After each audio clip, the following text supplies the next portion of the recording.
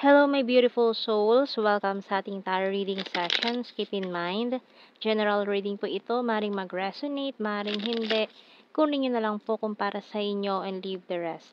Maring mag-shift na energies or magkabaliktad ang sitwasyon. Kaya kayo na pong bahala kung saan kayo nakalugar sa reading natin. Okay, so let's see.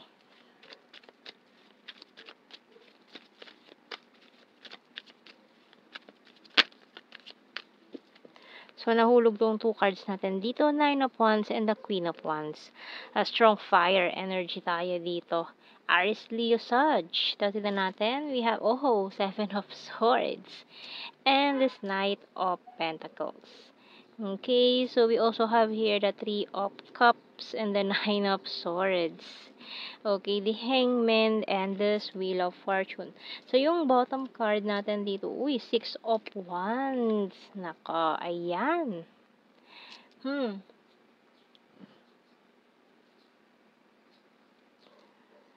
So, someone here na hindi maganda yung pakikitungo sa'yo dati, ito, energy ng Seven of Swords natin dito. So, itong taong to, ginawa niya lahat eh.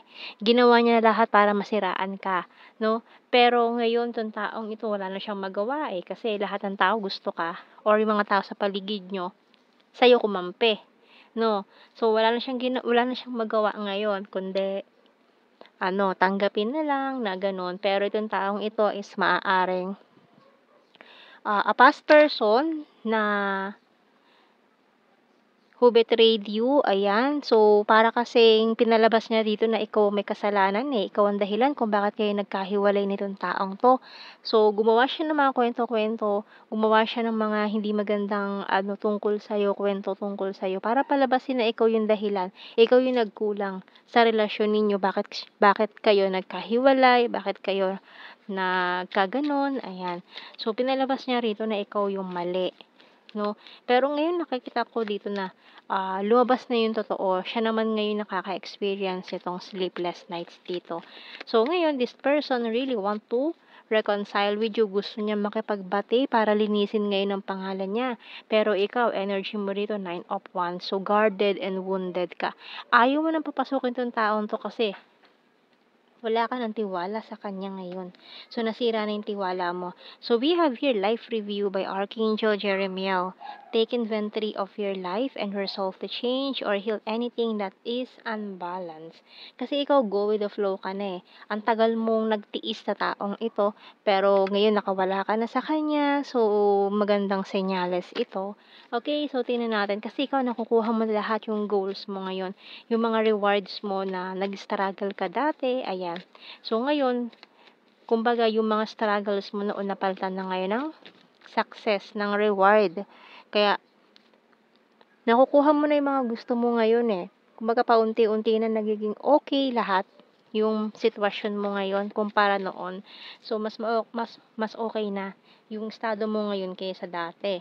So, we have here money. Ayan no, a lot of money coming in. And we have the snail. And this crystal ball, mirror, letter, and shoes. Okay. So, maaaring for some of you, paparating na rin itong taong ito na hinihintay nyo yung the one. Yung ring. Oh, di ba? So, with these shoes, letter, ring, ang bagal eh. Parang ang tagal mo nang hinihiling, Lord, kailan ba darating ito para sa akin? Ayan, ang tagal daw, oh. So, we have here the Knight of Pentacles din eh.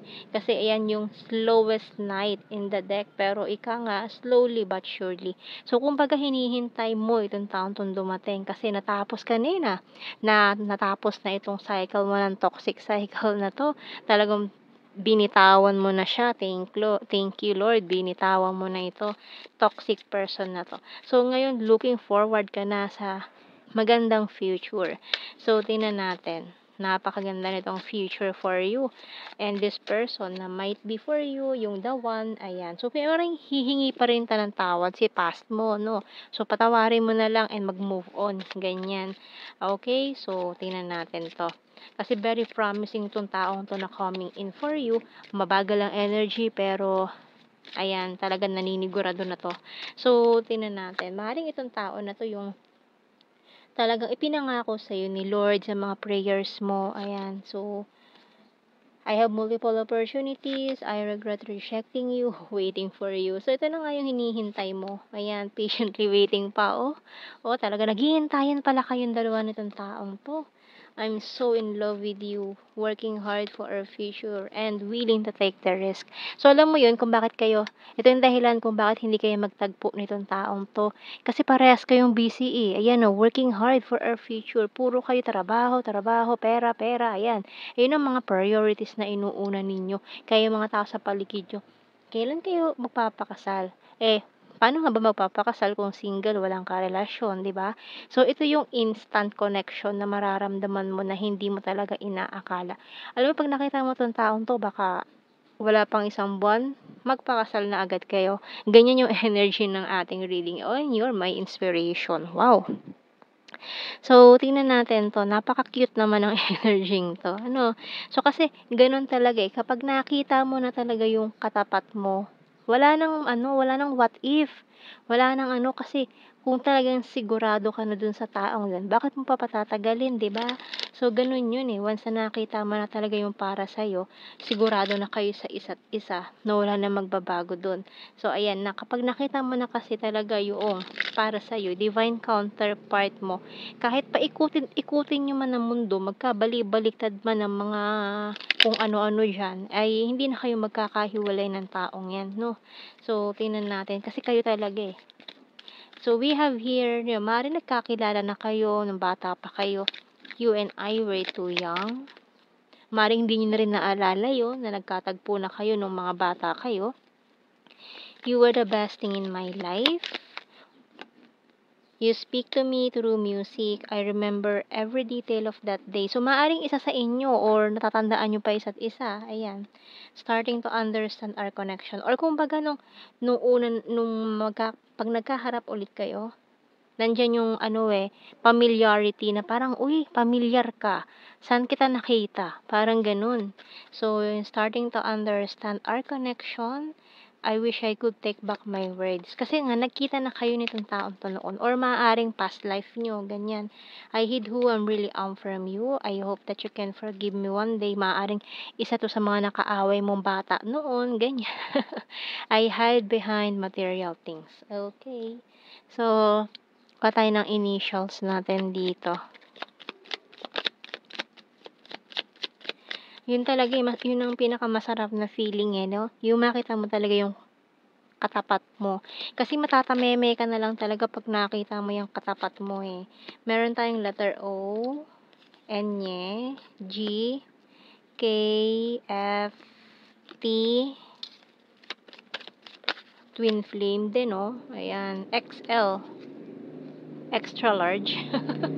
And the bottom card, letter Q. Ayan, so kuha tayo ng blue card natin dito.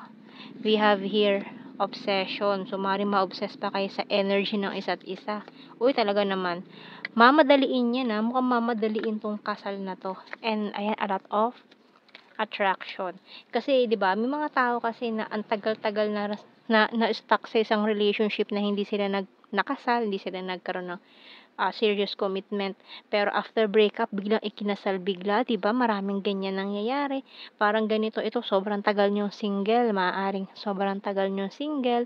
And then after niyo magtagpo nitong taong ito, after a few months, kasalan agad 'to. Oh, 'di ba napakaganda naman 'yan.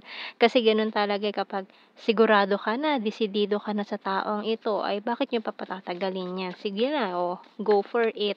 So, kuha tayo ng ano dito, general signs and messages. So, we have here December, future lovers. So, ito na, oh. Wands, fire sign, Aries, Leo, Sagittarius, August, overthinker, athletic, November, Cancer sign, very loyal, emotional, divine feminine, number 7, number 9, twin flame na naman tayo dito. Air sign, Gemini, Libra, Aquarius, Aries.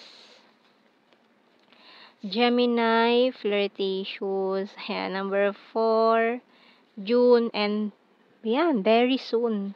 So, ayan ang ating reading, my beautiful souls. Thank you for watching. Take care and God bless. See you in our next reading, guys. Bye-bye.